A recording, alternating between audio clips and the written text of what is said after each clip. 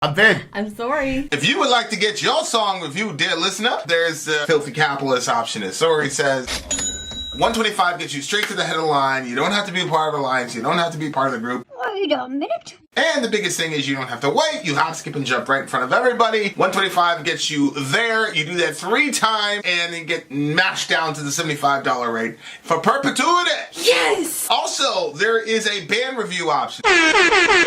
So if you've got a band and you're trying to get your band some exposure, hit me up at vinsori@gmail.com and I'll show you the details about how to pull that off. You can also jump on Patreon, and there is a option on the tiers to be able to get your band reviewed. Yep. Obviously, we can't lie to you, so we can't guarantee a positive review.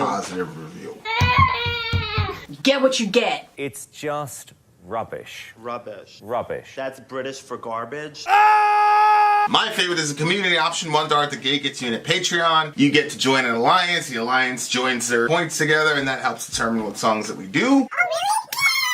The alliances hang out on Discord. Message me on Patreon to get the link. And they do all kinds of other cool things. They do Minecraft, Dungeons and Dragons. Yeah. It's really a community within the community. Anybody can go on the village, facebook.com/Vin and Sori. There's 160,000+ people on the channel.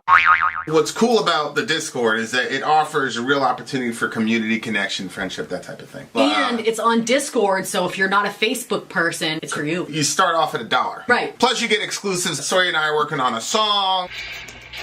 So the first 15 seconds of that was on Patreon. Also, at $15 here and above, when we actually debut the video, they're going to be there live with us. There you are, dear listener. Buy merch. Buy merch. Buy merch. I'm Vin. I'm sorry. We're doing Cattle Decapitation. Where is it? Right here. Oh, I thought it was on the screen. So how do we redo it? Just go? You don't. Just go. You're supposed to freestyle, my guy. Profits of loss. I hope parents don't come. Your parents don't come home soon. They shouldn't be here for a couple hours. What are you guys doing? Get out of my chair! What do you think this is? I didn't know who you are! Don't believe what you've seen! Sorry, guys. You're lying to me, sorry. Just had We're some back. imposters come into our channel and try How to take dare it you. over. This is Profits of Loss from the band Cattle Decapitation. Yep. Very nice, wholesome, friendly children's thing to watch. So it is what it is, guys. I'm very, very sorry that you even had to deal with that horrible situation. Shenanigans. The of shenanigans, these these horrible children. They try to bamboozle you. They try to pull the wool over our eyes, but we won't fall for it. No, we won't. Cattle Decapitation, Profits of Loss.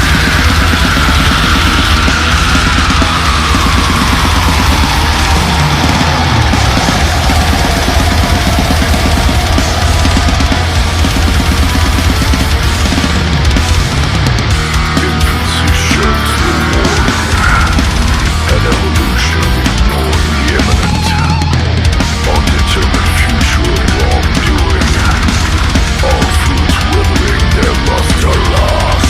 To the ether.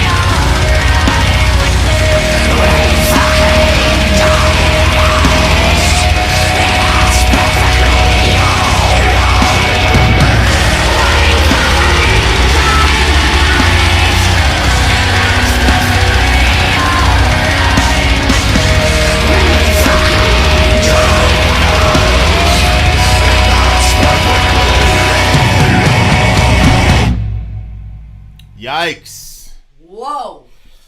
We die tonight, and that's perfectly all right with me. Well, that's not all right with me. I ain't trying to die tonight, bro. What you talking about?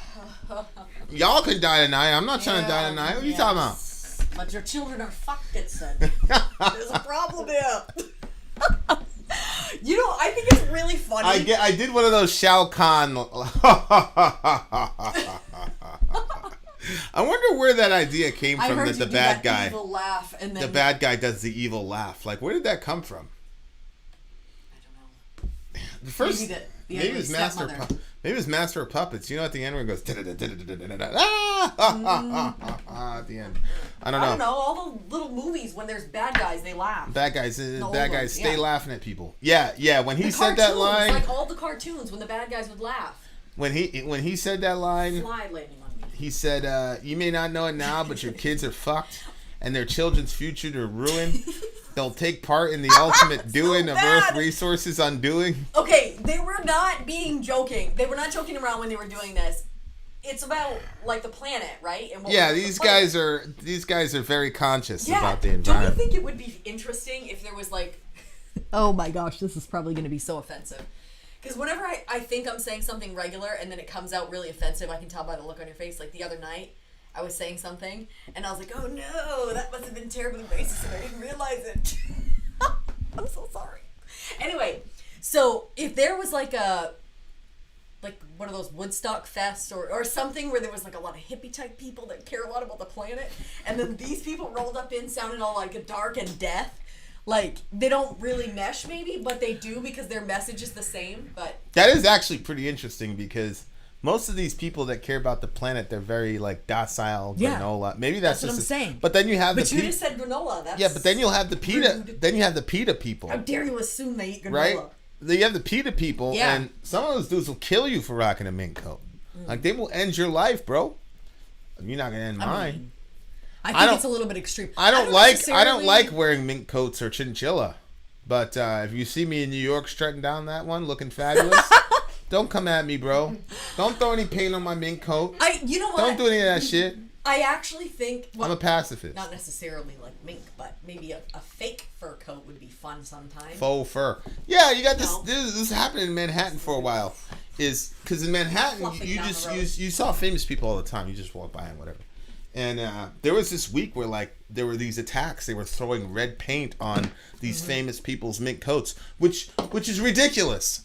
Because they're just going to buy another one. They're just going to buy another one. You literally, in doing that, just killed another mink. Well, not necessarily, because they might say that was humiliating. See, this is the thing you don't understand about humiliation. It might embarrass them, and they might not want to be put back in that situation, have paint thrown at them. I think the only thing that would be marginally embarrassing is letting a bunch of crazy people like that influence what I wear. I don't even like. He was like talking about. I don't even like alligator shoes or something. Yeah, Biggie. What was it? Was Stink Pink Gators, my Detroit play. Yeah. Look, I don't even like that stuff. But if I was a celebrity during that period, I would have on purpose bought myself a mink coat and said, "Please, please try me, please." Y'all gonna? I would hire you as my bodyguard. Y'all gonna run into the wrong person. They only did that to white people. It was white people and Jennifer Lopez. Can you imagine rolling up on DMX? Murderer! DMX was like, oh, no doubt. Boom, boom! He said murder! Yeah, you do that to King Von? I don't think that would be wise. You throw some paint on King Von's mink coat. You might throw something on boom, you. Boom! Yeah. It's not just rap. No, but the point of the song, though, I am not good with animal abuse, though. Do not take our joking as that. I just don't. I don't have a problem if stuff is, No, I don't have a problem let me say it this way, and every time we talk about animals and the environment, this always comes up. But there's a story in the Bible where there's a prophet and he's about to do some evil shit, and Jesus shows up in the middle of the road with a sword. Mm-hmm. And the donkey sees Jesus, but the prophet didn't. Mm-hmm. And so this is a famous story, where it says, "Behold, the Lord gave a voice to the donkey." Which, you know, this is a side note, has nothing to do with anything. I was doing one of these Ask Me Anythings, right? So the atheist brings up the passage. And I was answering, like, you know what happens. I was answering like 5 or 6 questions at once. And the guy's like, why are you avoiding me, Vin? Why are you avoiding me? So oh boy, I read the passage and he goes, ha! You believe in talking animals! Ha ha! And he was doing the typical, like, you know, neo-atheist thing where they laugh at stuff that they're completely ignorant about. Oh boy. I'm saying neo-atheist, you know, because there's a sure. lot of very thoughtful atheists, particularly in our community. So this is not about the atheists in our community. But anyway. But he was talking in our comment section. No, it wasn't. Yeah, it was a comment section. He said, ha! The Bible believes in talking donkeys. Ha! And I said, actually, no. The Bible does not believe in talking donkeys. And that's why the author had to say, behold, which means pay attention. Then it says, the Lord opened the mouth of the donkey, which Not means the same thing. Which means that the author, his assumption about his audience would be, unless God did something supernatural, animals can't talk. And that's why the text had to say, the Lord opened his mouth. Conversely, though, I said to my atheist friend, you believe that we're all just animals. So you believe in talking animals, we don't. In your world, animals can talk, because you say that human beings are just advanced animals. So in your world, animals can talk, not in mine. You need supernatural intervention for animals to talk in my worldview, not yours. Okay, back to our regular schedule program. But here's the point. So this prophet, right? He starts beating the hell out of his donkey. The donkey, this says the Lord gave a voice to the donkey. Donkey says, what the fuck, man? I've been good to you for like the past 7 years. The donkey didn't curse. That's my translation. He didn't say like what the fuck, but it basically was the idea. And the guy goes, well, no, you've been a pretty good donkey. So then the donkey goes, what the fuck is wrong with you then? Obviously, there's a reason I'm not going for it. So then Jesus appears to the guy, and then Jesus says to the guy, listen, if your donkey would have kept going, I would have spared her and killed you. Facts. That's like one of my favorite stories in the Bible. I love it because it's Jesus, gentle Jesus speaking mine. He's like, I was about to chop your head off, nigga. You better be quiet. So, So anytime it comes to people talking about protecting animals and by extension the environment, there appears this very false dichotomy where you got the religious institution and then you have, you know, sane secularists saying, listen, these are finite resources. We're in a finite earth. And if we keep doing this, we're going to kill ourselves. Because they don't have a worldview where God is superintending everything. So they're like, look, if we don't stop this, we're going to die. On the other hand, you got religious people that are like, oh, God will take care of it. And I think that that's why they call this song Prophets of Loss, because it's a play on words, right? Prophets and loss. Profit and loss, right? P&L, right? Oh. Prophets of loss. Oh, yeah. So a lot of times the term prophet is used ironically. Because they're using the office of prophet to get a profit, right? So I think there's a double entendre going on in the title itself, namely how religious people, leaders, and it's really interesting. There's this sort of confluence between capitalism and planetary destruction and religion. Yep. And when you combine all three of those, you get a very dangerous mix. Because now you got these religious people saying, yeah, I know we're raping the planet. We're doing all these horrible things to the planet. But God's going to take care of it. Or they have this crazy eschatology where the world is going to get progressively worse. Was it John MacArthur was like, trying to change the society is like trying to rearrange the furniture on the Titanic. Like... Because his mind... Really? Well, yeah, because the whole world's going to hell anyway. Yeah. You know, the Antichrist is going to show up. Right. We're post-millennial. We're post-millennialists, so we believe actually that the world's going to get progressively better, and I think there's empirical data that demonstrates that. I don't believe the world is going to end up into a giant nuclear winter or whatever that these far right Christian whatever. I mean, I mean, it's how we grew up. We grew up with that. Absolutely, yeah. We grew up with the so basically there's this idea in Christianity. It's actually very recent that the world is going to get worse and worse and worse and worse and worse and worse. And then what does God do? As the planet is becoming worse and worse, snatch us out of here. He snatches us out. So God looks down at the world. He's like, holy shit, these guys really fucked up the planet. Oh God, it's so terrible. He's like, I gotta take all the Christians out. So these people are screwing up the planet, and the ironic thing is that it's us who is doing most of the screwing of the planet, because right now we're the only global empire, and America is supposedly a Christian nation. So we're the ones that are going around bombing the shit out of people, killing innocent people who are doing no harm to us. But we don't care about that. We'll just continue because we're Americans. Who cares? But God, so they're saying like God's up there. Like, did this make sense to you when you were a kid? Like, the world is getting worse and worse and worse. So in their theology, God takes the best people off the planet so that the planet it made sense. So the planet can even be in more trouble, and then the Antichrist shows up, and then there's 7 years, and then God just shows up and blows up the planet anyway. So if you have that view of the future, then you're not going to care about the planet. Because in your mindset, the planet's going to get destroyed anyway. But it actually says in the Bible, when it lists off, like, who's going to hell, like, one of the things is he's going to destroy the destroyers of the earth, which... Was it chapter 12 or chapter 14? People just, I guess, skip right over that. The time has come, the nations were angry and you judged, and the time has come for you to judge the living and the dead and to destroy the destroyers of the earth. You're right, yeah. So, like... Yeah. But Christians, I don't care about the planet. Yeah, Fuck the planet, care about the planet.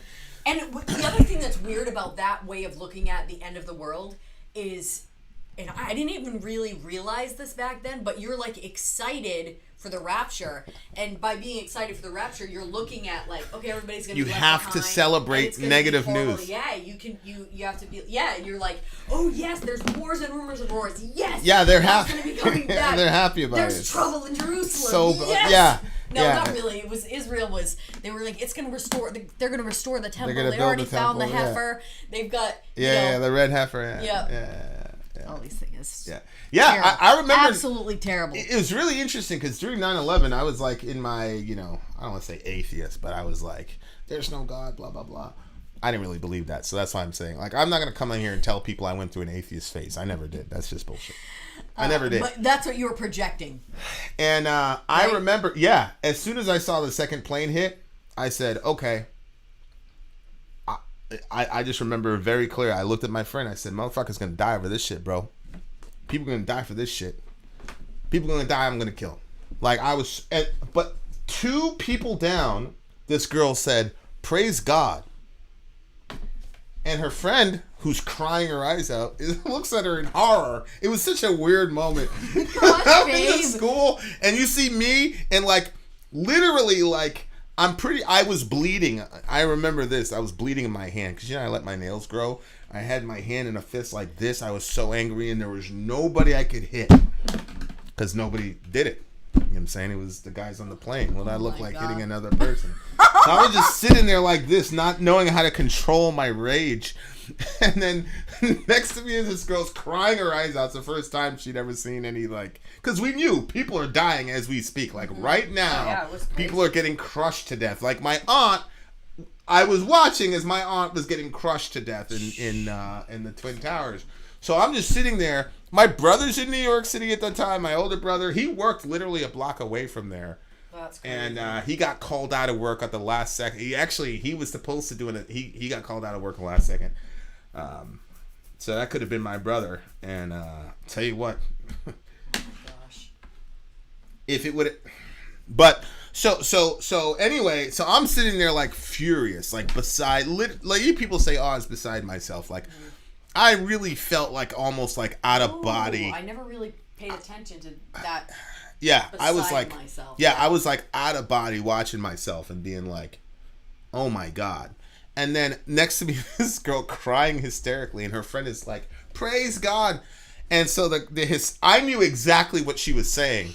The hysterical girl is looking at her friend and saying, that's so horrible! Tears oh my God! and snot streaming down her face, and then of course the adults were watching it, and the adults were of absolutely no use. The adults were panicking like, they're gonna kill us. The adults were the worst. The kids we were like, man, this is fucked up. Wow. The adults were like, it's over, we're gonna die, everyone's gonna die, call your friends, one of the teachers called her husband, said, I love you, I want you to know I love you, blah, blah, blah. It's just complete, now it's funny, but... That's awful. So the girl turns to her friend and goes, what are you talking about? Say that. She's like, what are you talking about? And the girl's like, this is World War III. And then the girl starts crying even harder, like, holy shit, that's even worse than I thought before. And the Christian girl basically said, you better get right with God, bitch. Oh my gosh. She left. She was happy. And I saw her day after. She was happy. They're all happy. You celebrate. Yeah, no, it's true. Because they think, they really truly believe that Matthew 24 hasn't been fulfilled yet, even though Jesus said it will be fulfilled within the generation of my speaking. And if anybody who's a Christian wants to debate me on that, I will have that conversation. We'll have the debate. Call in on the next live stream. I'm not even joking. So if you have a religious predisposition toward justifying the destruction of this planet for capitalistic reasons, ultimately, that theology just functions as a theological justification for our avarice, really, is what it comes down to. And it's bullshit. I've said this, I'm in this little group with these right-wing Christians, and they're trying to, like, figure people like us out. They're trying to figure out, like, how are we reading the same Bible and you guys are coming to these literal polar opposite conclusions? Mm-hmm. And I said, well, that's because the church in America constantly suppresses marches toward justice because they threaten certain power structures. So, for example, I've said this a million times, the first feminists were... The arguments that the first feminists were making was... We go to church more than the boys do, so we should be able to vote so that we can have more of a Christian influence in our country. Yep. That was feminism. That was original suffragette feminism. Mm-hmm. And then the men didn't want their women being so uppity, so they were like, look, all this feminist suffragette stuff, stop it. That's not what Christian women do. That's not what you guys are supposed to do. Just be quiet. So you know who took over feminism? Because the problem that feminism was meant to address is still an issue. The secularists took over feminism.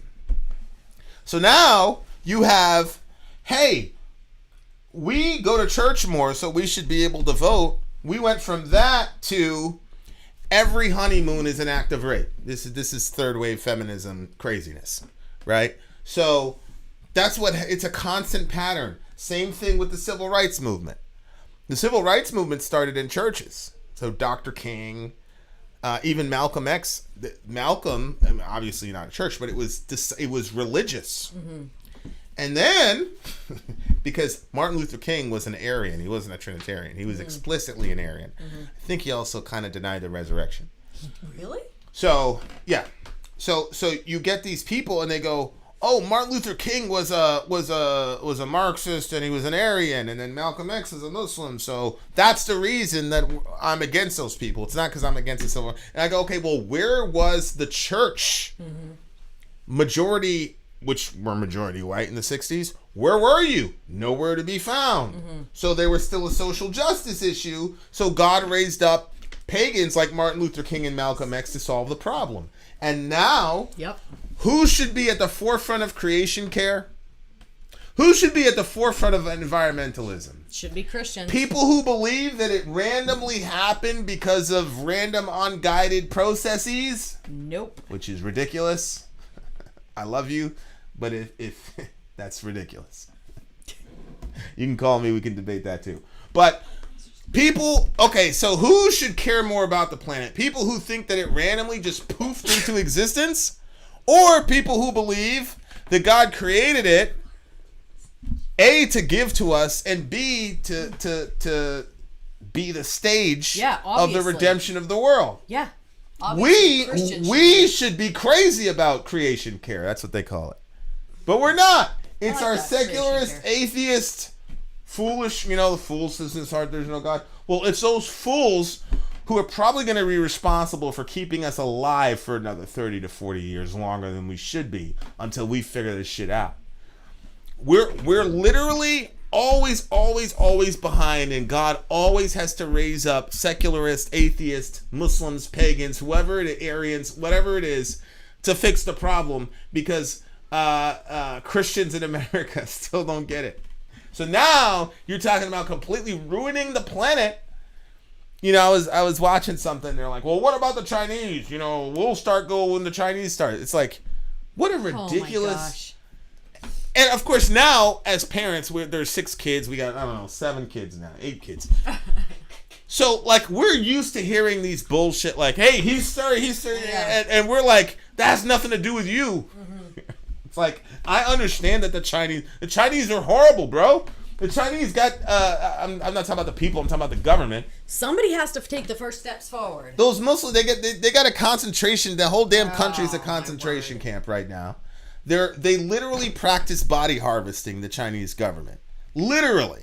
So, what do you mean? So that, like, they will kill the prisoners and take the heart, lungs, all that, and give it to somebody else, like, and sell it. Like, that's my gosh. That's undisputed. They're doing that shit.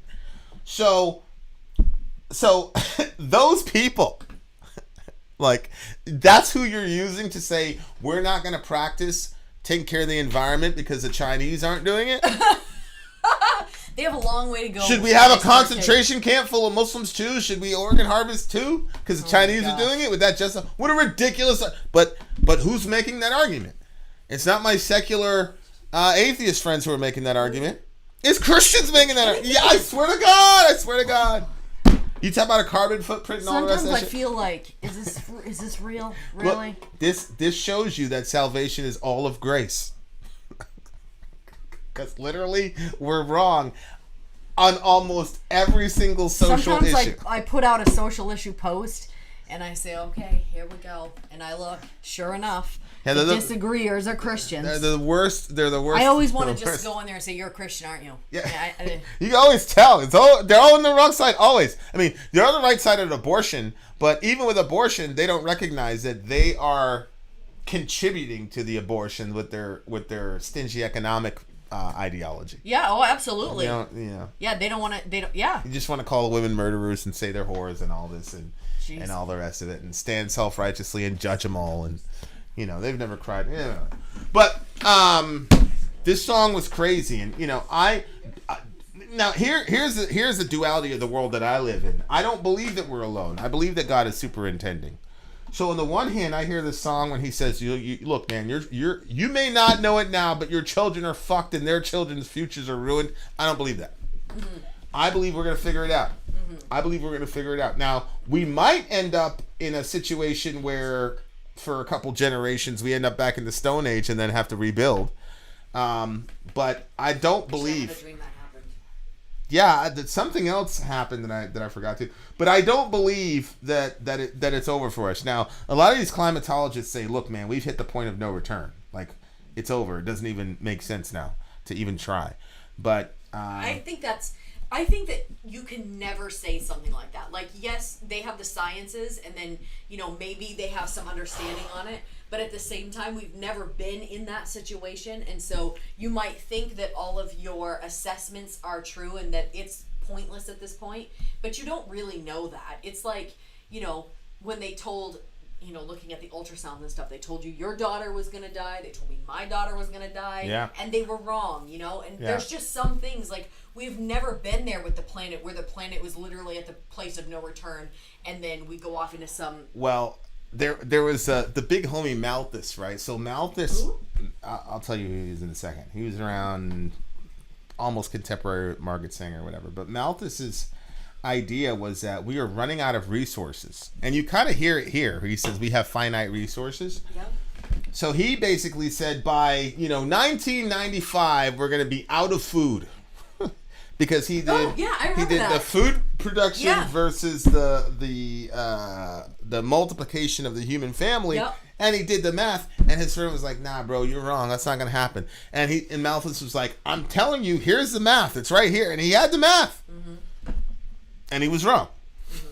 He was wrong because what Malthus did not account for was technological advances that make it so that we can duplicate, replicate, triplicate, quadruplicate whatever resources so that we have way more than enough space and food for everybody. So, but to this day, the Malthusian mindset, and I'm pretty sure these guys are Malthusian. Like I could just tell. But, hey, we'll do an interview and we'll ask them if they're Malthusian. But, like, that mindset is so dangerous because on the one hand, in the present, it makes a hell of a lot of... And this is kind of like a species of the question that I asked Ian when I said, how do you know the Big Bang happened? He goes, well, we've got red shift and all this.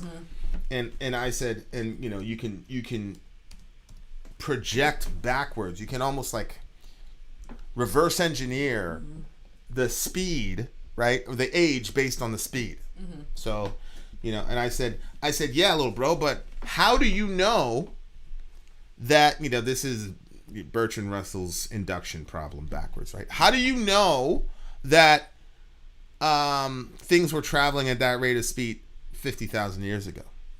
In other words, if 10 cars show up at a place and everybody was 60 miles away, right?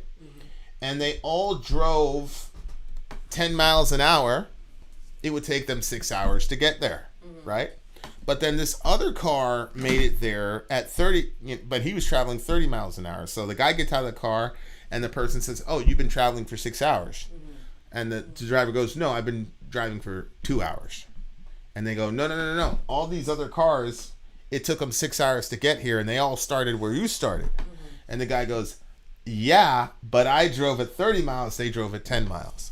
Right? That's the... So you have to assume a lot of things are uniform in the past and the future to make those projections. And if you're wrong, literally millions of people could die.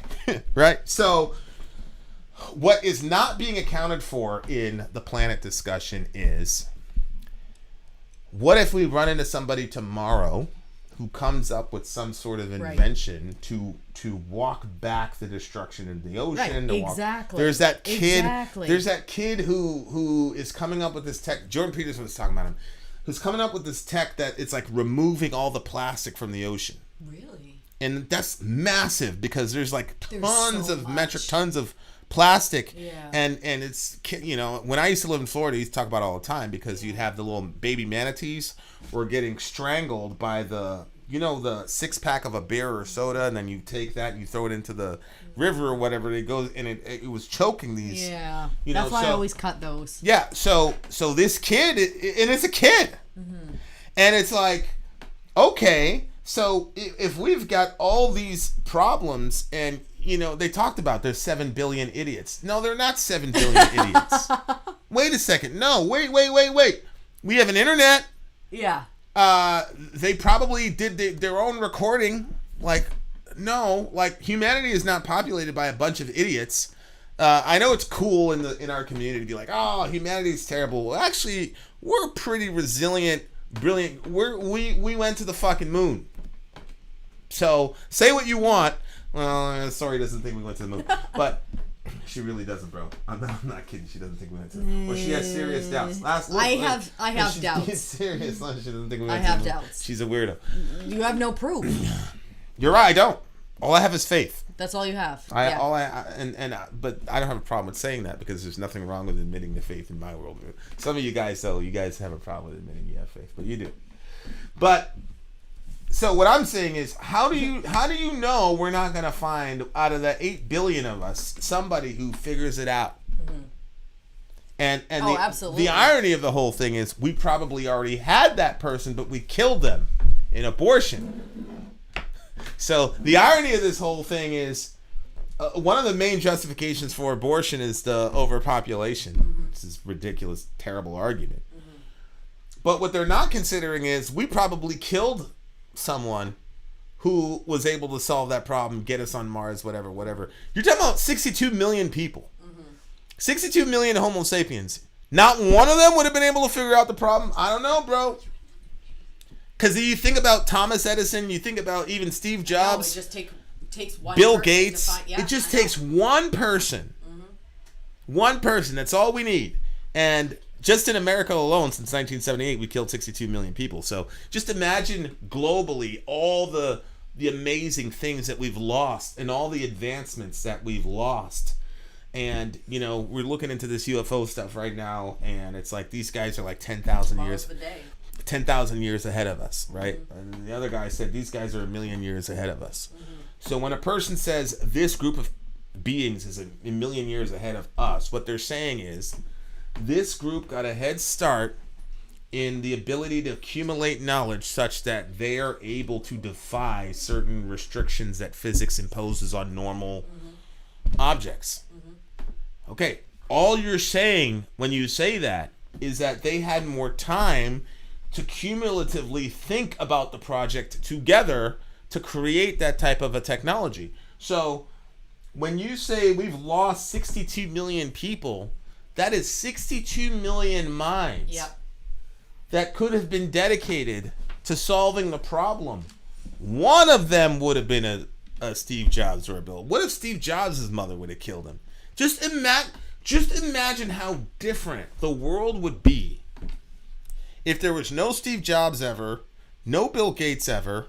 I mean, it's no Thomas Edison. Look, people like Hitler, Stalin, Mussolini, they're a dime a dozen. They're a dime a dozen. You find them in every neighborhood. We had one, and then he's now changed. Guys got no self-awareness whatsoever. But like, so the people like bad guys are a dime a dozen. People like Steve Jobs and all the rest of them, that you need to play the law of averages. And the best way to secure another Steve Jobs on the planet is to have more kids. And we're doing our part. Huh? We're doing our part. You guys. If you really, really want to save the planet, I'll leave that for the end. I love the song. Extremely heavy. These guys are. There's this kid. I forgot who he was. I liked it more as it went. The further the song went, the more There's I a liked guy it. who texted me literally every other day for a year for us to play this song. This one? Yeah. Oh well. And he eventually gave up. Or maybe he's the one that bought this one. No, I'm certain he's not the one that bought it. Oh well. Because it's your lucky day. It was buddy. right before the Alliance system was created. So that must have been like 2 years ago. So yeah, I'm sure. Wow, that's crazy. I'm sure. I love the metal. It was heavy, very, very thought provoking. I love a band. I love a band who can. They're talking about real issues. This band, like this is a third song of them that we've done, and every single one of them is very, very purposeful. Yep. Like, and that is very, very important, especially in our current day and age when there's nothing but fluff and dumbness. What do you give the song? 8.2. What? I stuck for a lot. 9.7. Very, very good song. Very good song. Ladies and gentlemen, the moral of the story is be fruitful and multiply. That's how we solve these problems. Fill the earth. And subdue it. Vin out. Sori out. Gone.